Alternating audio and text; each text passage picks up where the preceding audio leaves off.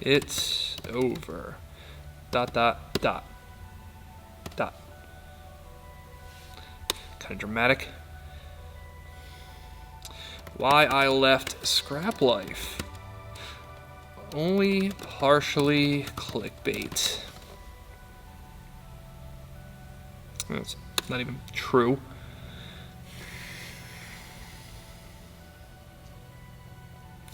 Private equity ruined everything. Exclamation mark. Probably have to be profitable before they'll buy you.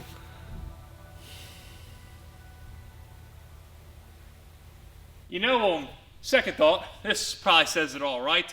We are leaving the shop, and before we talk about what's next, we'll give it the old speed run to talk about how we got here and, of course, what happened. This shop, it's a junkyard in every sense of the word, and while there have been some pit stops along the way, thanks to a lot of hard work with some really awesome people, it's kind of the final evolution of a small used parts business that started in my backyard. Now, as life goes, when your focus is on your career, your job, building a business, whatever, the hobbies, they all get pushed to the side. Then, though, as it always seems to for us car guys, the itch crept back in, and I figured, hey, it's been a few years without a project car. I'll dabble. What's the worst that could happen?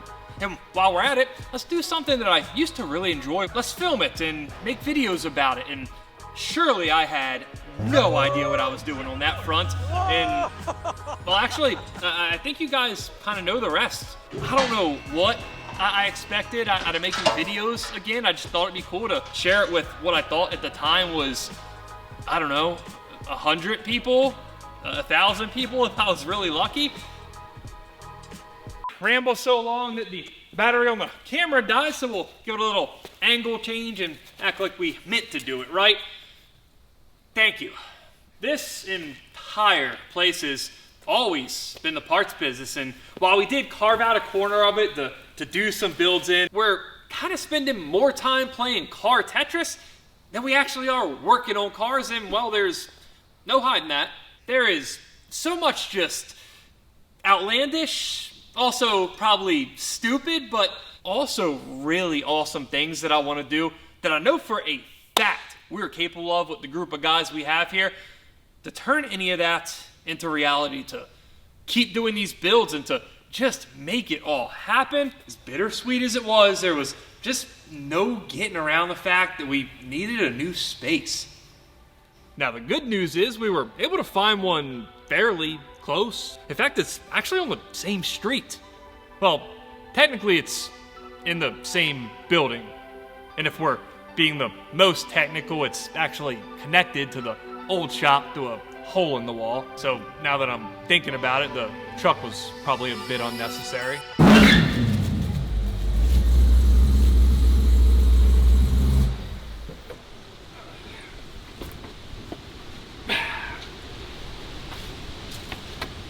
Yeah, this will work. You got potential. Probably need a little modification, but you know.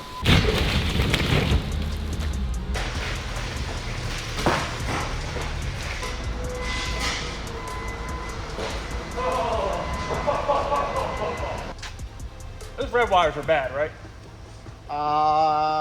You don't think it goes to this, do you? I mean, probably doesn't. Probably for something else.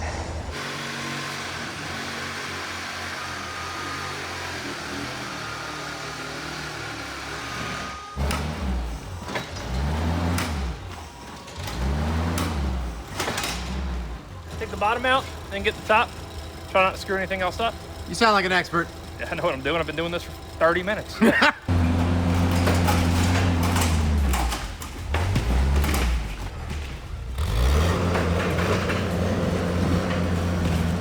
So the contraption you're looking at right now, that's a pallet. This is a makeshift bulldozer blade. What's the term for that? The dozer? Yeah, that's the dozer. That's the dozer. And that is a, The weight, the ballast. We need this to sit down on the ground so it pushes that. yeah, that's a Viper V10. Now we're gonna make quick, flawless work of all this stuff on the ground. It's definitely gonna go that way.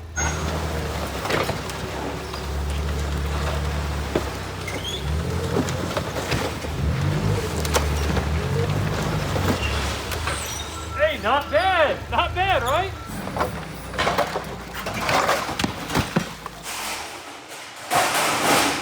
The last cold one. Okay. What the f was that? All right, let's try that again. Oh, third time's the charm. Let's go. No! Dude. I can't. Ah! You know what I learned today? What? Running a forklift through drywall is really, really cool for the first 10 minutes. And then it loses its novelty altogether and then just kind of sucks when you have to do it again and again and again and again. But here we are. It's up.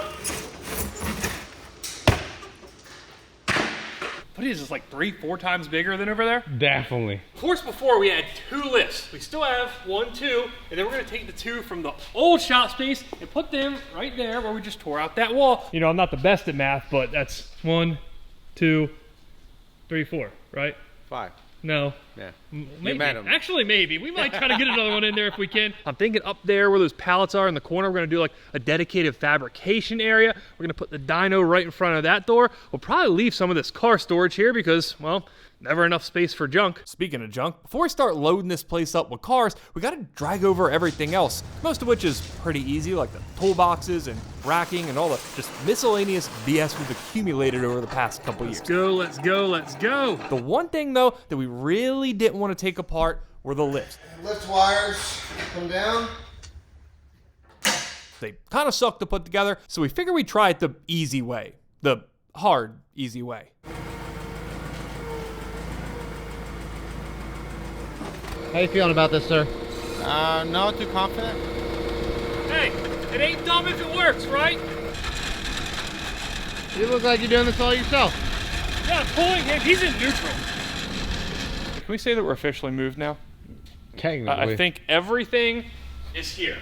I know that sounds like the hard part, right? But considering the way the shop looks at the moment, I think the hard part's kind of just starting. Now we have to figure out where everything goes, and I think we have like a solid-ish type plan here. We got 4 lifts. 1, 2, 3, 4. Yeah, you guys have already seen those. And we have a lot of pallet racking on this wall.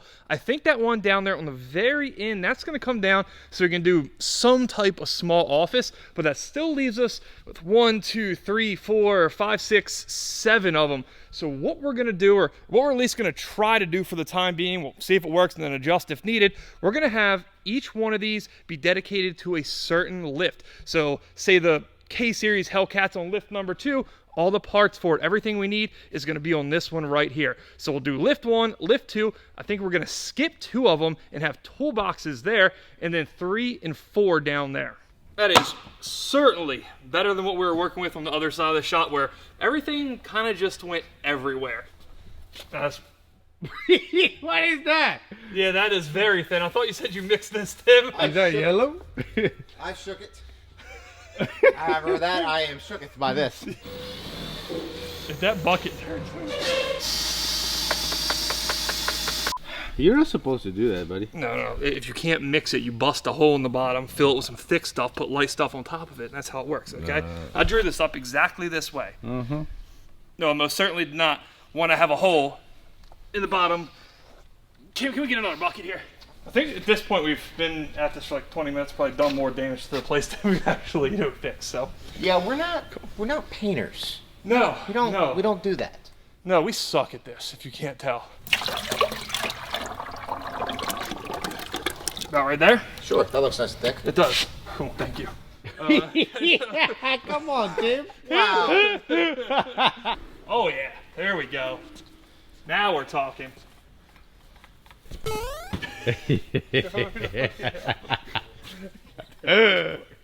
Wow. I mean, never even happened. What do you think? Yep. All right, let's wrap this place up. Not that we have much of a plan here, but I figure on the lower level, we should probably be able to get the tallest engine that we work on in and out, and it goes in and out with like 2 inches of spare. Good enough for me.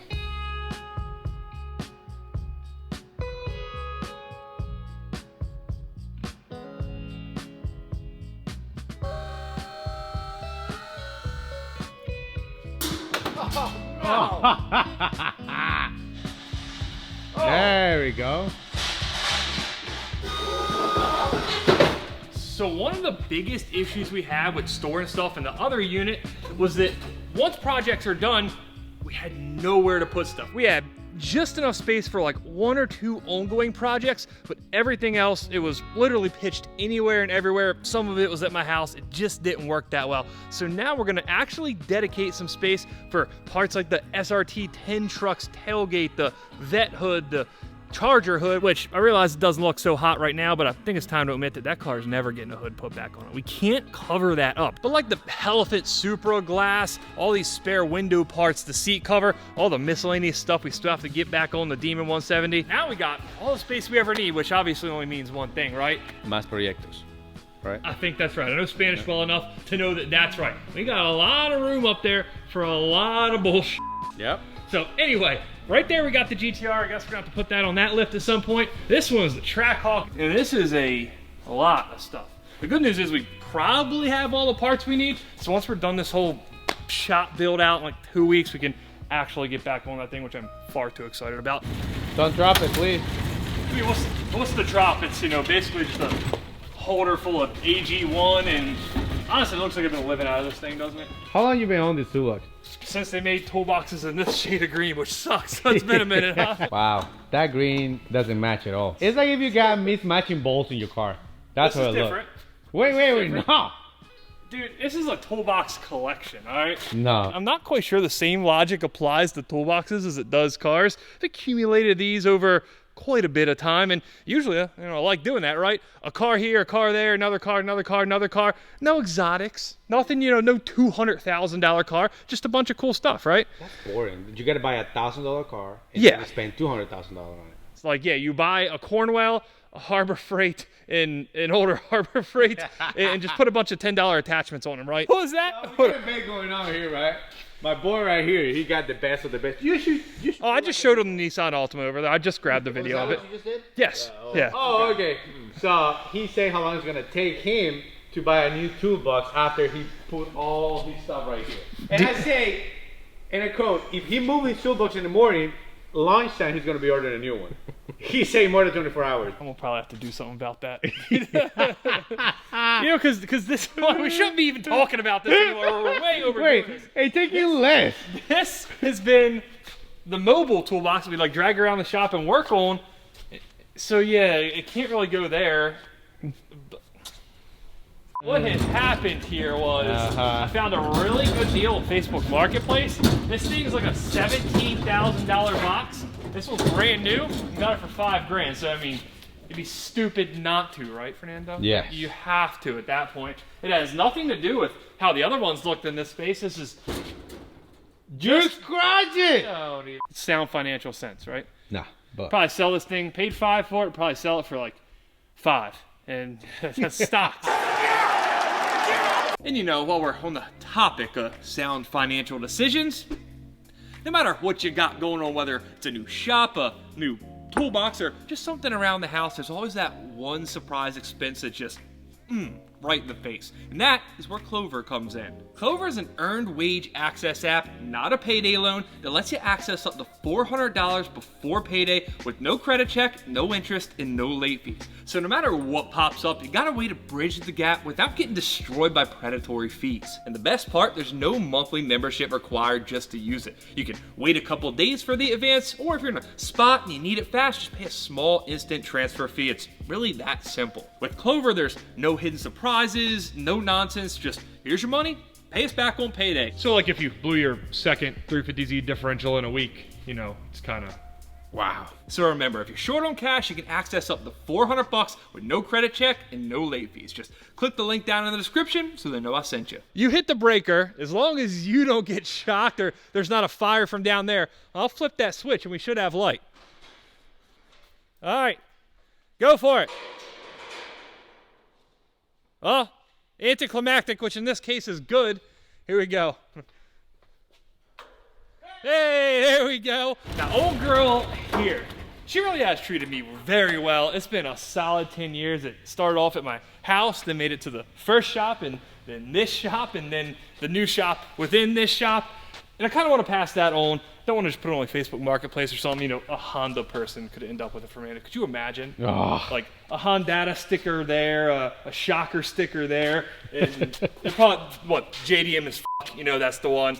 Yeah, that could never happen. So if any of you guys are out there and you're like younger and you're just getting started in the automotive world, whether it be like a dealership, a private shop, Jiffy Lube, whatever, and you honestly don't have tool storage and you have means to get to the shop here in Maryland and pick it up, I'll put my email down in the description. Give me a shout and we'll get it to one of you guys. The only thing we ask, the one thing, is don't be an asshole. If you don't actually need it, don't come get it just to resell it or something. It's not necessarily going to make any difference to us, but it will take it away from somebody who actually genuinely does need it. So please don't do that, or we're going to have Tim come steer your catalytic converters. All right, sound good, Fernando? Yes. I've never thought I'd use that as a threat, but you know, here we are. It works. Tim's gonna steal your shit.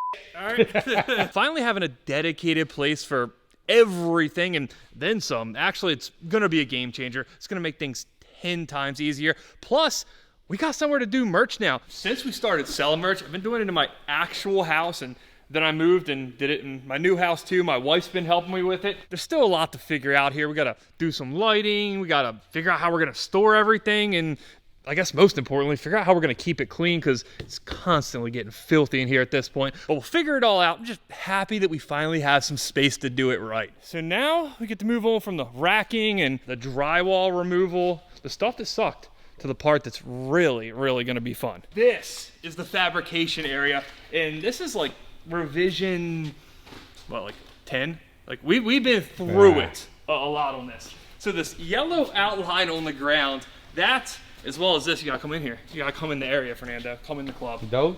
Yeah, this was originally supposed to be the footprint of the fabrication room, I guess we can call it. We were gonna build a room here and then 10 feet up, do like a mezzanine on top of it. But once we laid it out and tried to put everything inside this, it became claustrophobic very fast. And I think trying to use all this vertical space would have ended up just hamstringing us. Sounds like a good idea in theory. Like, we're in this very tall warehouse. You want to use as much room all the way up and around as you can, which is why we've done all this. But over here, I think we just kind of have to let it rock. We'll put cool stuff on the wall or figure out how to use it in some way, shape, or form. But we just needed to push everything out a little bit.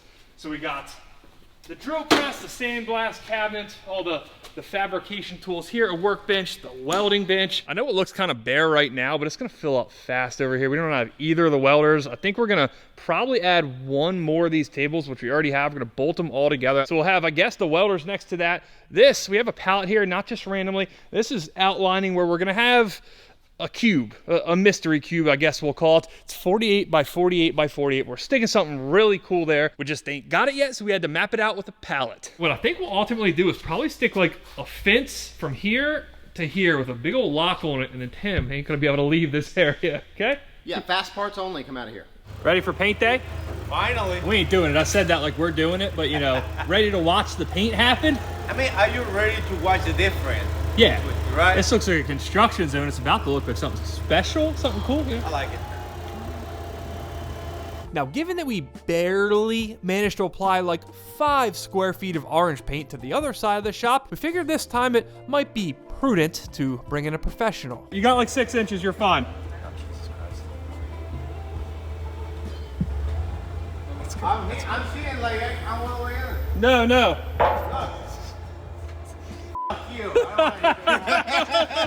You know, as much as I'd like to take credit for this color choice, you want to tell them how we got here? How we arrived at this perfect shade of gray here? Well, we find extra paint. In the bathroom. Yes. Yeah, extra paint in the bathroom is actually how this happened. It sounds weird, it actually gets even weirder, but the person that was in this unit like 4 years ago, before the parts business started renting it, had already painted that wall orange. There were just little touch-ups we needed to do, so that was easy. We did also find that in the bathroom. That explains why it was so rock hard and such a pain to deal with, because it's been sitting there for 4 years and it was separated. The top was practically water. But there were 2 5-gallon drums of light gray paint and 1 5-gallon drum of dark gray paint. And we didn't have enough to do the whole wall in either one of those colors. So we had Fernando's homie that came down here to spray the wall. just mix it all together and see what comes out. And I like it. I'm digging it. What do you think?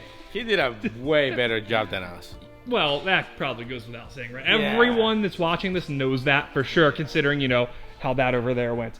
But it really did turn out good. I love the color. Yep. You know, it was accidental. It was free, except the whole labor part. Yeah. And it just worked out good. And I don't know, I just thought it'd be kind of cool to do one side of the shot one color and the other a different one. I mean, outside of it all being free and basically there for us to use anyway, which played a little bit of a hand in it. This is probably the conclusion we'd arrived at, albeit like $500 more expensive. You ready for the most important part, Fernando? Don't drop it. Does it look like I'm gonna drop it? Yes. It actually probably does, right? Yep. Yep. Keep getting, yep, all the way in there. How you feeling there, champ? Good as they look.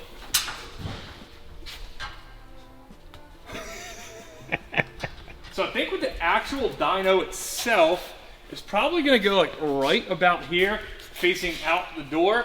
That will put the back of the car something like right here, which means we finally have room to put D-rings and tie downs in the floor instead of using the forklift at this point, because I don't know if you guys have seen it yet. We don't have a drive-in door back here behind the dyno anymore. It's a loading dock, and also apparently Fernando's parking his car here now, so you know. That looks about right. Yeah. If we're here, look about accurate in the driver's seat, we need to at least be able to like look back and see the TV so we can operate it if you're in the driver's seat in the car on the dyno. Wait, hold on. You say that you want the dyno that direction. Do you think the neighbor's gonna be cool with all that noise that we're gonna be making? It's going out the back door. I mean, so that is something we haven't talked about here. We actually do have like, neighbors now. We're not insulated by ourselves on the other side. I am preemptively sorry if any of you guys are watching this. Okay. We Anyway, apologize for the future. yeah. So I think it could probably go like right above here on an arm that like takes it out this way, which of course we don't have, but I think that kind of solves where we're gonna put it. Now we just need to Amazon up a TV mount, and we'll get it done at some point. I'm kind of curious to know what's gonna be the first car that's gonna be using the new dyno setup. Definitely the Hellcat. Yeah, unless we buy something that I haven't found yet in the next couple days, it's gotta be this. And I'm not gonna say we've been slacking, because that's definitely not the case. There's been zero slacking here in the past like 3 or 4 weeks with all this going on. But since the end of last video, the only thing we've done to this is swap the rear end. Yeah, we fixed our rear end issues. In fact, this is the entire rear subframe out of the OG Demon. Now we got the drive shaft shop axles. We got the proper differential in it now, the 370. We've also got all the subframe lockdown bushings done. So not only did we fix that whole ratio thing that'll hopefully stop us from overspinning it on the dyno and blowing out tires, which we've also replaced at this point, but we've also kind of bulletproofed this rear end. We still have to figure out our transmission situation, and it really shouldn't be that big of a deal. All we need to do is find an 8HP70, put the turbo laminate chip in it, and send it. I figured that this whole move would give us the perfect amount of downtime to just go source a scat pack from the auction, part it out, and hopefully get ourselves a free 8HP70. It will solve our problems, and by the time we're ready to wrench on this thing again in a week or so, we'd be ready to rock. Turns out though, the insurance companies have had other plans. We have won like 4 or 5 scat packs at the auction in the past couple weeks. Not a single one has went off reserve. The insurance companies will post them back up week after week for like $3,000 or $4,000 more than we paid for it. So it's kind of just back to the drawing board. I mean, I guess, you know, if we have to, we can just go to eBay and buy one, but, you know, what fun is that? If we can't find a scat pack to buy at auction, and the next week we'll just buy one on eBay so we can get working on this car again, because I really want to see what this KCH can do when we can rev it to like 10 grand. Ready to wrap this up? Yeah. I say wrap this up like there's not another month's worth of work to do here, but I feel like we got like 80% of this done, and at this point, like, we need to do the rest while we're working on stuff, not instead of working on stuff. The shop's functional. It's functional enough. There's just one thing missing. You know, it still don't feel like home, right? I know it's only next door, but one thing we've done over the past 2 years is collect all kinds of stupid stuff that I care about way more than I probably should. I can't lean forward on this, so you gotta make it to me, all right? Dude, yeah! Hell yeah! Oh, I didn't film it. No, you did. I can tell. Dude, now we're talking. Wow. Now it's looking like something in here. All those junk parts, all the stupid stuff we had hanging on the back wall there. I know it's junk, but it feels like it's like part of the story of this place, right? We still have the grinder that the thieves cut the Demon 170 up with. You know, it's kind of like moving your house, right? Which I've done a couple times in these past few years.